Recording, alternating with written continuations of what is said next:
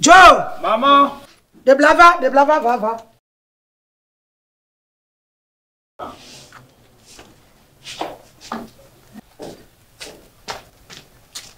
Mais le coucou pour Joanie. C'est quoi chèque ma? Pour Joanie avait appelé Jovena. De bla. N'a va cabaye. Et Joey pour toi ma gars souboye. De bla Joey, ma just confirme ma bankai. Il de bla n'a va cabaye. Joey, n'a va cabaye.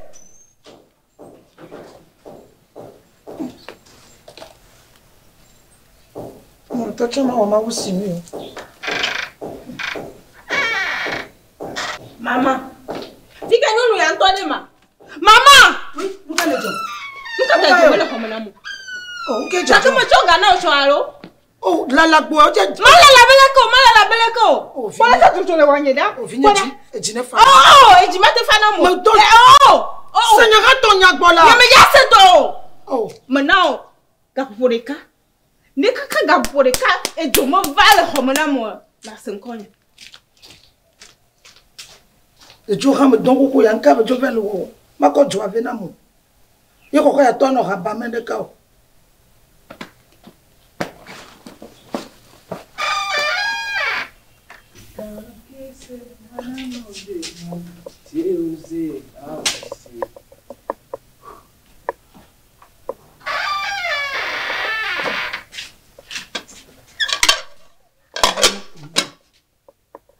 Oh.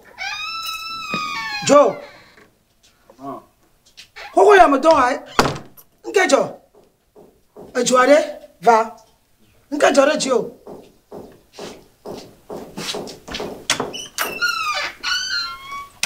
Un Joe, il me donne un Joe, il me donne un ma bodiri, quand Joe nam. Vivi tiens, ami toi va jouer fille à nuit. Va jouer caca là où le conam. Ma Joe tinamo. Quand Joe nam ma conam on ne prend là. Nka jore Joe. Et tifafa là, tifafa. Oh, nyaka. Maman. Oh. OK. Fika Joe ha? Hein? Tifafa. Oh, nyaka ya. Leka wagaro. E ko ga ko be no ha. Et quand tu crois ma chèque à moi, quand tu crois ma chèque à joie, même y a plein de journaux yo, y a t'en vas y jundo, à rouler le connard, et quand gamma comme noir. Maman, gaboué là.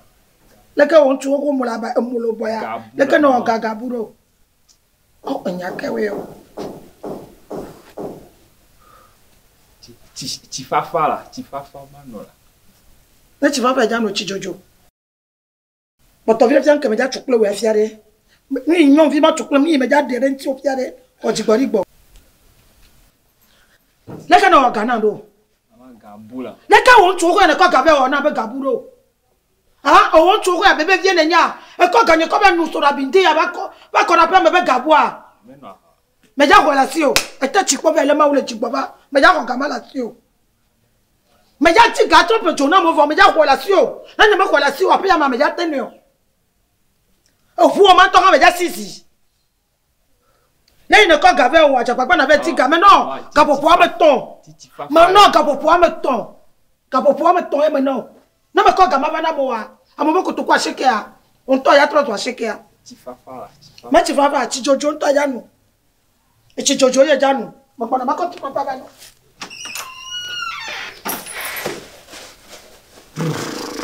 Et quoi tu ya? Oh. Oui. Nous tia. Tiens. Et n'a qu'à de non vivre ma tu la paix avec qu'à là où le connam. Et toi tu quand gagner comme un noir. Bon non et tu vas faire nous quoi pi. La nuit. Maman. Mais d'accord la sio. Le viens te rabame. Rabame à toi bon bame.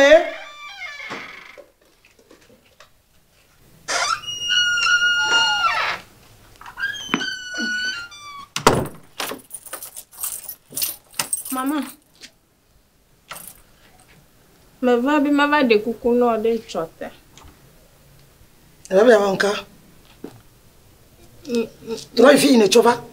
Trop zirka. Le me gbona to ba to no ba ape ya me a. Me ga ya no. E nyanya kan ko ya ba jota.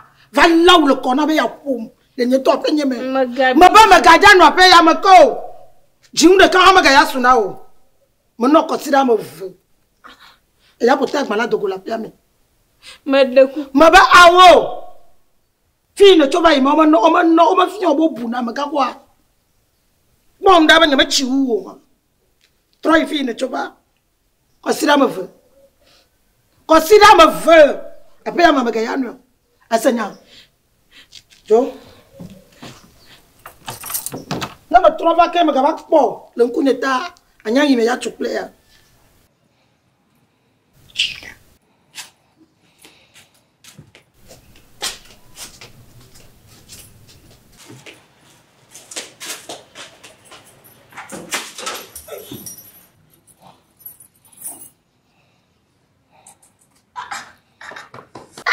Amito, voilà.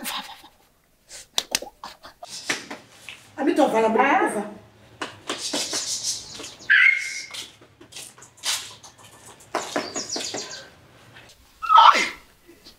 Amito, le coucou l'aime petite. Nyamito. L'aime petite. Malone na tite. Mene nyam na komo. Le coucou. Afo granwa. Na korentsione na tite. Ah, Amito, mo dona fore fonte pola. Amito. Amito, voilà. Oh. Amito. Oh, voilà. Oh, yes.